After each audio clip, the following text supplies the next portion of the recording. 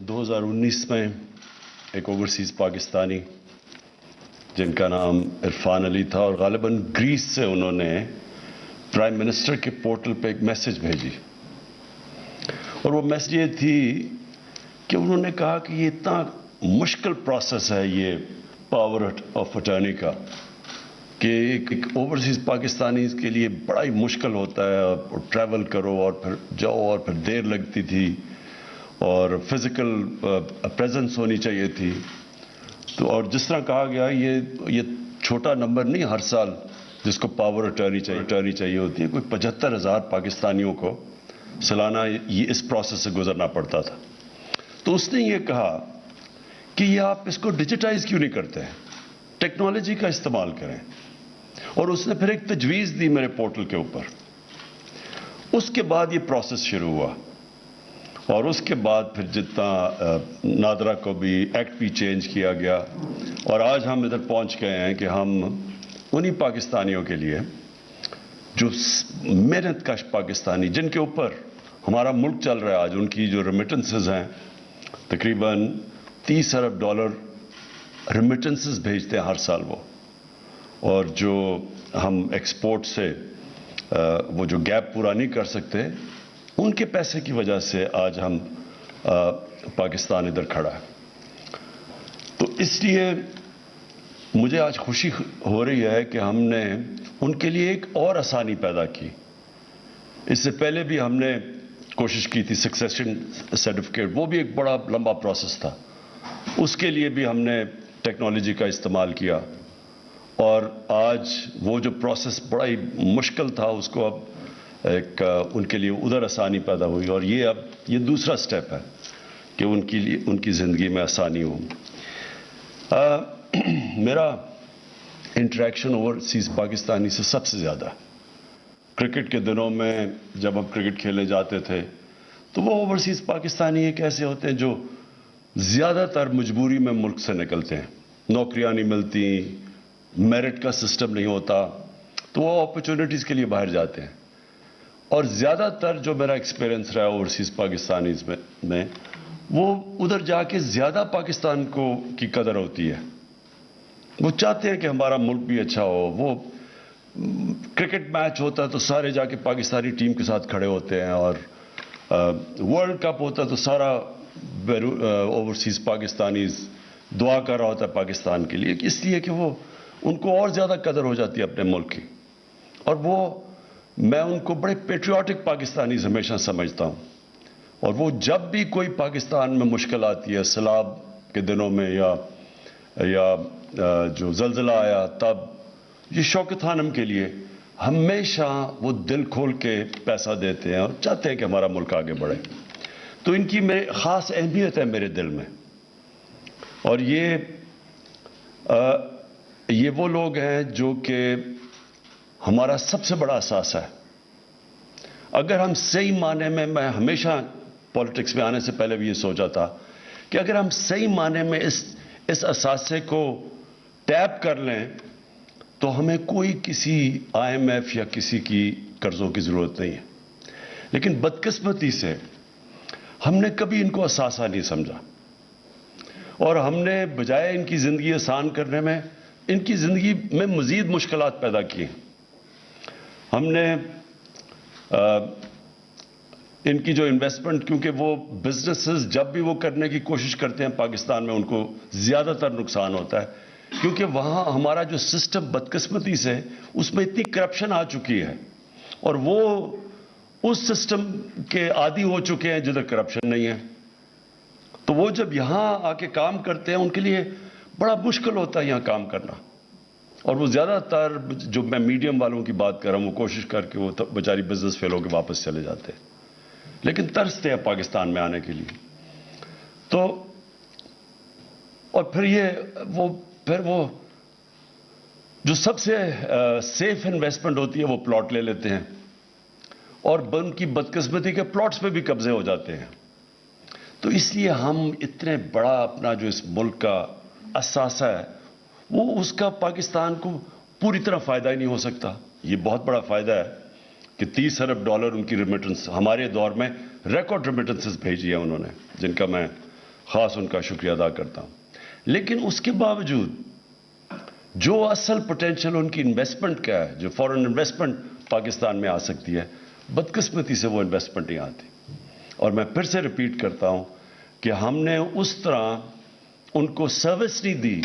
हमें तो उनको अपना, जो आपका सबसे बड़ा असासा होता है उसकी तो आपको बड़ी कदर करनी चाहिए, उसकी ज़िंदगी आसान करनी चाहिए, उसको सर्विस करना चाहिए। जिस तरह आपके कोई भी अगर बैंक है तो उसके बड़े बड़े क्लाइंट्स हैं तो वो तो उनको खास सर्विस देता है बड़े क्लाइंट्स को। हर कोई मार्केटिंग करता है और उनके लिए पीआर करता है जो उनके बड़े क्लाइंट्स होते हैं। तो हमारा तो ये सबसे बड़ा असास है। तो हमारी गवर्नमेंट की पॉलिसी पहले दिन से है कि हमने अब इसको ओन करना है और उनको इसी तरह उनको रखना है जैसे एक अपना एक कौम अपने सबसे बड़े असासे को रखती है।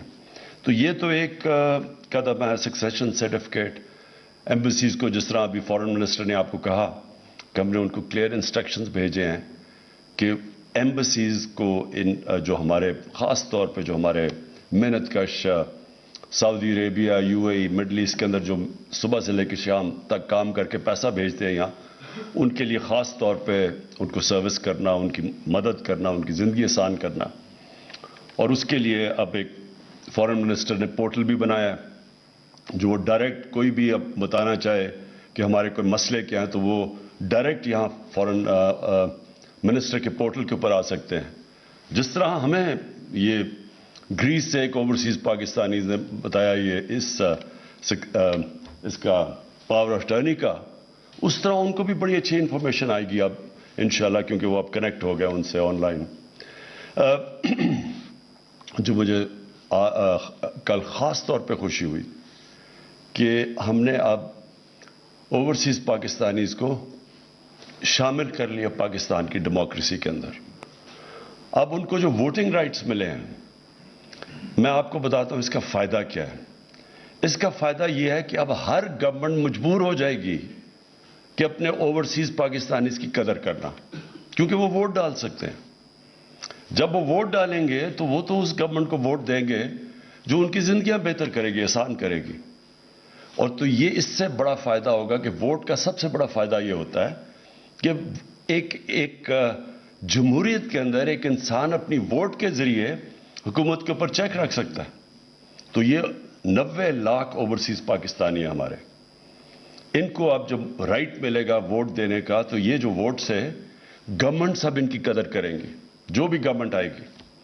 और ये जो दूसरी चीज़ कल उसकी भी मुझे बहुत खुशी हुई, ईवीएम मशीन्स की। देखें, ये भी आज हम इसलिए कर सके हैं क्योंकि नादरा ने टेक्नोलॉजी का इस्तेमाल करके इनकी ज़िंदगी आसान की है। तो टेक्नोलॉजी तो इंसान की ज़िंदगी हर जगह आसान कर रही है। आप हर जगह देख लें कि टेक्नोलॉजी, जिधर जिधर टेक्नोलॉजी आ रही है, किधर लोगों की क्या 20 साल पहले 10 साल पहले क्या था और आज क्या है। टेक्नोलॉजी, ये मोबाइल फ़ोन ने दुनिया चेंज कर दी है और इतनी तेज़ी से टेक्नोलॉजी चेंज कर रही है कि इंसानी तारीख में कभी टेक्नोलॉजी इतनी तेज़ी से चेंज नहीं इंसान की ज़िंदगी में लेके आ रही जो आज है। तो इसलिए टेक्नोलॉजी का आज इस्तेमाल ना करना, इससे बड़ा अहमकाना क्या सोच हो सकती है। सोचे 2008 के अंदर इलेक्शन गवर्नमेंट ने एक कमीशन बनाई थी, गालिबन मेरे ख्याल में सुगरा इमाम उसकी हेडिंग, और उन्होंने रिकमेंडेशन दी, बार बार मीटिंग्स करके उन्होंने रिकमेंडेशन दी। इलेक्शन कमीशन ने रिकमेंड किया कि ईवीएम इलेक्ट्रॉनिक वोटिंग मशीन्स आनी चाहिए। ये 2008 की बात कर रहा हूं, लेकिन क्यों नहीं एक्सेप्ट हुई? ये कोई भी वो लोग जो इस मुल्क के अंदर एक पुराने सिस्टम से फायदा उठा रहे हैं, वो कभी चेंज नहीं आने देंगे। हमने इतनी कोशिश 3 सालों में, मसलन मैं आपको मिसाल देता हूं कि किस तरह ये एक करप्ट सिस्टम से जो फायदा उठाते हैं चेंज नहीं आने देते। हमने यूटिलिटी स्टोर्स के अंदर हमने चेक करने के लिए कि पिलफरेज ना हो, हमने उसको ऑटोमेट करने का फैसला किया। اندر یوٹیلیٹی سٹور کے جو لوگ کام کر رہے تھے انہوں نے ہی جا کے عدالت میں سٹے آرڈر لے لیا, آٹومیشن روک دی. ایف بی آر کتنی دیر سے کوشش کر رہی ہے آٹومیشن کی, وہ کوئی نہ کوئی وجہ سے وہ ہونا نہیں. اندر سے لوگ, ایف بی آر کے اندر سے لوگ آٹومیشن نہیں آنے دیتے, کیونکہ یہ جو سسٹم بنا ہوا ہے اس میں سے بدقسمتی سے پیسہ آتا ہے. اسٹیٹ گورنمنٹ کے پاس پیسہ نہیں آتا, لیکن جو ٹیکس کلیکٹ کرنے والے ہوتے ہیں ان میں سے کئی بڑا پیسہ بناتے ہیں. ٹریک اینڈ ٹریس سسٹم, بڑی بڑی کمپنیز, بڑے بڑے ایسے سیمنٹ ہوا یا جدھر اربوں اربوں روپے کی سیلز ہوتی ہیں, شوگر, سگریٹ, یہ کتنے 15 سال سے کوشش ہو رہی ہے کہ ٹریک اینڈ ٹریس سسٹم آئے تاکہ وہ جو چیز بیچتے ہیں, مثلا اگر 100 یونٹس بیچ رہے ہیں تو وہ صرف 70 یونٹ ڈکلیئر کرتے ہیں, 30 آف بکس بیچ دیتے ہیں. تو ٹریک اینڈ ٹریس سسٹم سے یہ ختم ہو جانا تھا. یہ اب جا کے ہماری 3 سال کی کوششوں سے انشاءاللہ اگلے ہفتے پہلی دفعہ پاکستان کی تاریخ میں ہم ٹریک اینڈ ٹریس سسٹم لے کے آ رہے ہیں, جس کو کئی سالوں سے سیبوٹاج کیا گیا. تو یہ وہ لوگ جو کہ پرانے سسٹم, کرپٹ سسٹم سے فائدہ اٹھا رہے ہیں, وہ چینج نہیں آنے دیتے. اب ای وی ایم مشین ہے, ساری دنیا میں کام کر رہی ہے. ہمارے سارے جتنے مسئلے ہیں جو ہماری ہوئی تھی جوڈیشل کمیشن 2015 میں, اس نے لسٹ کیا 6 ہفتے کی ہیئرنگ کے بعد کہ کیا کیا مسئلے ہیں کہ پاکستان میں صاف اور شفاف الیکشن 1970 کے بعد نہیں ہو سکے. انہوں نے لسٹ کی کیا وجوہات تھی. وہ سارے مسئلے ختم ہو جاتے ہیں ای وی ایم مشین سے. پچھلے الیکشن کے اندر 15 لاکھ ووٹ ضائع ہوئی. وہ اگر ای وی ایم مشین ہوتا تو 15 لاکھ ووٹ کاسٹ ہو جانی تھی. اس میں بہت بڑے فراڈ چلتے ہیں, جعلی ووٹس ہیں, مرے ہوئے لوگوں کی ووٹس انہوں نے درج کروائی ہوئی ہیں, یہ ساری اڑ جاتی ہے جس دن ای وی ایم مشین آئے. تو ای وی ایم مشین سے ہمیں کیا فائدہ ہے. یہ ایسی ہے کہ جب میں کرکٹ میں 8 سال کوشش کی نیوٹرل امپائرز لانے کی, اب مجھے کیا فائدہ تھا نیوٹرل امپائرز کا. اور پاکستان وہ ملک ہے جو دنیا 200 سالہ کرکٹ کی تاریخ میں جو نیوٹرل امپائر لے کے آئے تھے. ہم نے سینٹ الیکشن میں کہا کہ اوپن بیلٹ ہونی چاہیے, کیونکہ سب کو پتا ہے کہ سینٹ کے اندر پیسہ چلتا ہے, ووٹ خریدی جاتی ہے کیونکہ سیکرٹ بیلٹ ہے, خفیہ بیلٹ کے اندر پیسہ چل جاتا ہے, سب کو پتا ہے. 30 سال سے پیسہ چل رہا ہے. ہم گورنمنٹ میں بیٹھ کے ہم نے کہا کہ اوپن بیلٹ ہونی چاہیے, پتہ چلے کہ کس نے کس کو ووٹ دی ہے. یہ دونوں جماعتوں نے اس کے خلاف کھڑے ہو گئے. یعنی اس میں مجھے کیا فائدہ, ہماری پارٹی کو کیا فائدہ کہ اگر لوگوں کو پتہ چل جائے کس نے کس کو ووٹ دی ہے. تو یہ سارے وہ لوگ ہیں جو کرپٹ سسٹم کو بچا رہے ہیں. اور یہ ساری جنگ پاکستان میں یہ ہے کہ ایک طرف ایک کرپٹ سٹیٹس کو بیٹھا ہوا ہے جو ایک کرپٹ سسٹم کو بچا رہا ہے, اور دوسری طرف ایک ملک کو آگے بڑھانے کی کوشش ہو رہی ہے نئی ٹیکنالوجی کا استعمال, ریفارمز کر کے, اصلاحات کر کے.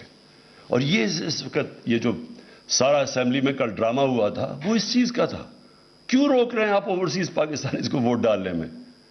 ان کی پیسہ تو آپ لے لیتے ہیں لیکن وہ ووٹ نہیں دے سکتے. ان کے پیسے پہ ملک چلتا ہے لیکن ووٹ نہیں ہم نے لینے دینا ان کو. ای وی ایم مشین 2008 سے کوشش کر رہے ہیں لیکن یہ بلاک کر رہے ہیں.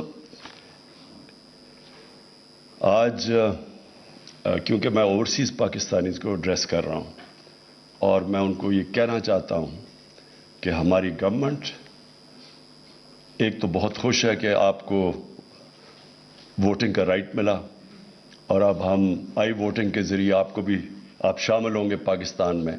پاکستان کی گورنمنٹ سینسٹیو ہوں گی کہ اوورسیز پاکستانیز کی کیا پرابلمز ہیں. اور دوسرا, ان کی ہم نے زندگی آسان کی ہے اور انشاءاللہ ان کی زندگی مزید ان کے لیے ہم اور سہولتیں پیدا کرتے جائیں گے, ان کو یہ بتانے کے لیے کہ پاکستان کی قدر کرتا ہے. شکریہ. وزیراعظم عمران خان کا اس خطاب میں کہنا تھا کہ 2 اچھی چیزیں ہوئیں جس میں خاص طور پہ اوورسیز پاکستانیوں کو ووٹ کا حق دیا گیا, اور ڈیجیٹل پورٹل کا افتتاح اوورسیز پاکستانیوں سے کرنے کی تقریب سے وزیراعظم عمران خان خطاب کر رہے تھے.